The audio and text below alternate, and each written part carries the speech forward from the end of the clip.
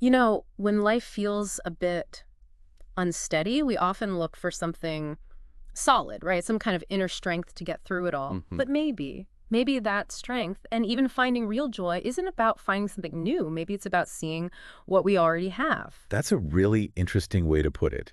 This idea of thankfulness, it's simple, Hmm. but it, it holds so much power. Yeah. It's not like pretending problems don't exist, Yeah. not at all. But it's deciding where you put your focus, your energy. Mm. And that choice, it really affects how we feel deep down. Or spirit, you could say. That inner sense of connection, maybe. Meaning. Exactly, that feeling that, keeps us going. It really resonates. And it's not exactly a new concept, is it? There's that guidance. Yeah. Enter his gates with thanksgiving and his courts with praise. Oh, 100, yeah. A classic. Give thanks to him and praise his name. It feels timeless, this idea of approaching life, approaching the divine with gratitude first. Precisely. And that's the key, isn't it? It's not saying, okay, I'll be thankful when everything's perfect. Yeah. Right. Because when is everything ever perfect? Exactly. It's suggesting that thanksgiving, that praise, that's how you enter. That's the starting point. It's fundamental, almost like a basic spiritual practice, whatever your circumstances look like. So it's much more than just good manners for when things are going well. Oh, absolutely. And this really gets to the heart of it, the power of being thankful. It's actually most transformative when life isn't easy. Hmm. Say more about that. Well, think about it. When things are tough, that's when actively looking for things to appreciate makes the biggest difference. It helps fight against that negativity that can just take over. Yeah, the downward spiral. Right.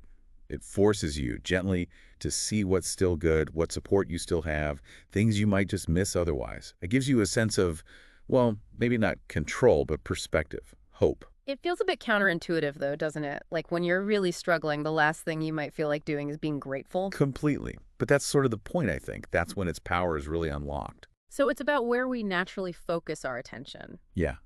When things go wrong, it's so easy to just fixate on the problem, on what's missing, what's broken. Hmm. Gratitude is like a deliberate course correction for your mind. It pulls your focus away from the lack towards what's still there. It helps reframe the struggle. It doesn't make the struggle disappear, obviously. No, not at all. But it highlights the blessings, the good things that might be hidden in the shadows of the immediate problem. Like choosing to notice the sunlight even when there are clouds, you're not denying the clouds are there. Exactly. You're just consciously acknowledging the light as well. Okay. And what's really interesting is how this conscious shift can actually lead to joy. It creates the right conditions, you could say. How so? Well, it's not passive.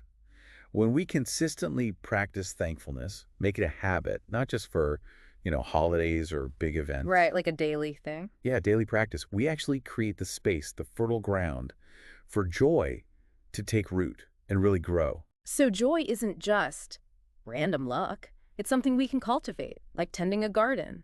The more we practice gratitude, the more joy can bloom. That's a beautiful way to put it. And it goes beyond just our mood in the moment. Practicing daily thankfulness, it does more than lift your spirits.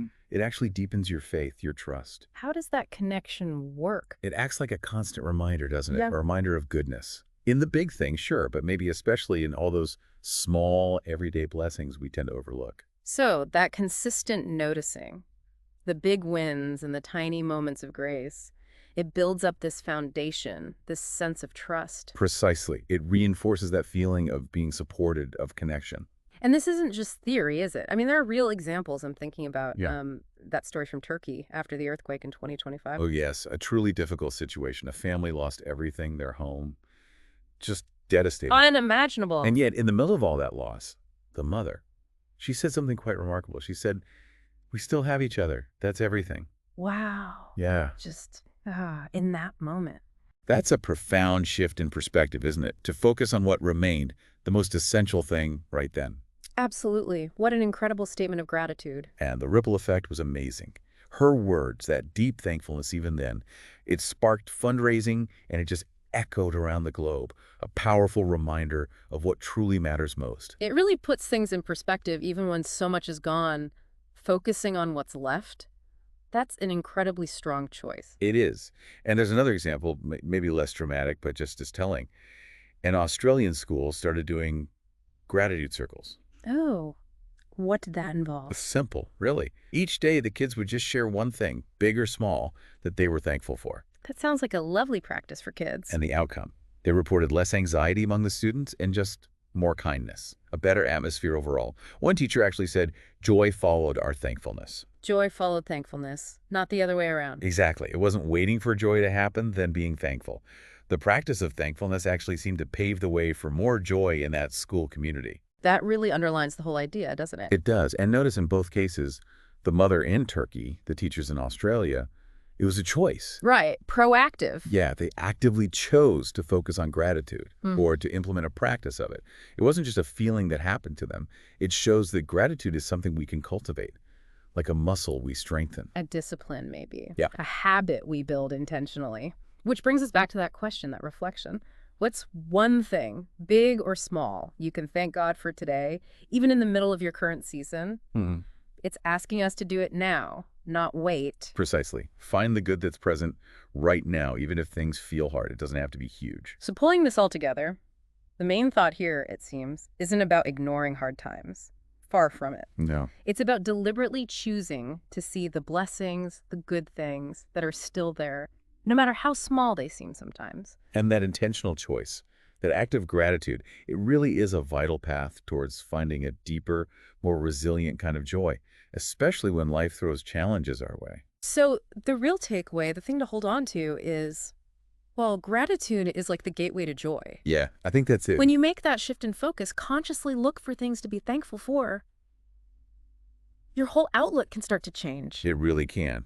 So maybe the question for everyone listening is, just right now, whatever you're dealing with, what's one small thing you could genuinely give thanks for? And just notice what happens inside when you do.